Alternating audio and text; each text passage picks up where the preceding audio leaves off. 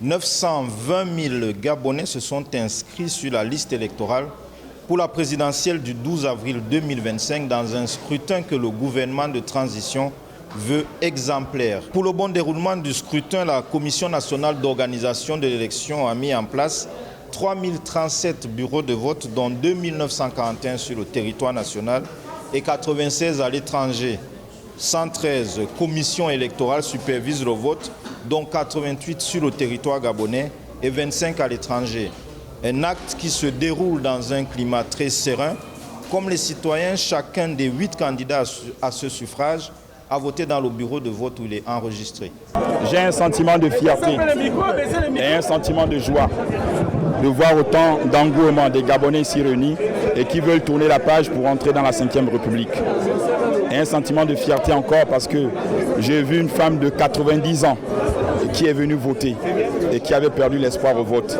Je l'ai croisée, elle m'a dit non, je suis allé voter. Une femme de 90 ans, ça fait plaisir. Ça fait plaisir, ça veut dire que les Gabonais ont retrouvé confiance aux élections, surtout avec l'arrivée de nombreux observateurs qui sont là chez nous et qui regardent. J'espère que ça se passe bien.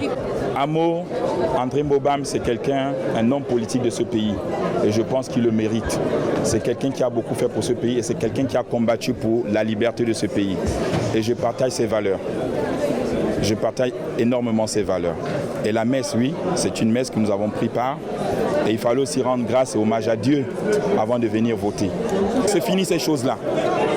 C'est une nouvelle république qui s'est créée aujourd'hui pour les Gabonais. Et merci beaucoup. Je suis très confiant. Et je le suis. J'ai confiance en mon peuple. Et je sais ce que le peuple veut. Et je suis confiant. J'ai voté normalement. Mais j'ai pu observer qu'il y a dans le bureau de vote des cartes d'électeurs exposées, ce qui est interdit par la loi. La loi demande que les cartes d'électeurs soient disposées dans une salle à côté, mais pas dans le bureau de vote. Or, c'est manifestement le cas dans tous les bureaux de vote, ce qui est un facteur potentiel de fraude, puisque lorsqu'on a terminé, les cartes non récupérées servent souvent à remplir les bureaux de vote, plutôt les urnes. Et donc ça, c'est un facteur important qu'on relève.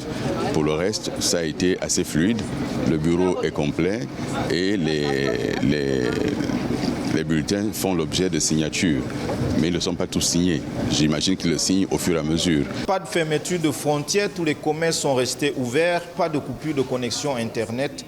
Et pour les citoyens, une nouvelle ère symbolise cette journée spéciale. Pour permettre à la majorité des Gabonais de participer à cette élection qui mettra fin à la transition entamée le 30 août 2023, les pouvoirs publics ont autorisé les citoyens inscrits sur la liste électorale à pouvoir voter avec une carte nationale d'identité ou un passeport en cas d'absence de la carte d'électeur. Je suis une citoyenne gabonaise et que je suis venue faire mon devoir et parce que j'ai décidé de ne pas être une passive de la gouvernance de mon pays futur. Je suis venue voter pour ma première fois parce que je vois qu'il y a un bon changement et que l'amélioration est en train de venir de suite. Ça se voit déjà. Et ça serait plus que ça. Ça se voit. Selon les sondages exclusifs d'Africa 24 et d'Africa Metrics, le profil du prochain président de la République du Gabon s'est dessiné tout au long de cette campagne à travers les meetings, les conférences de presse, les rencontres avec la population que nous avons suivies du 29 mars jusqu'à cette journée du 12 avril. Le Gabon est désormais dans une nouvelle ère de son histoire. Eugène Chema, Stéphane Yohanana, envoyés spéciaux du groupe Africa 24 à Libreville.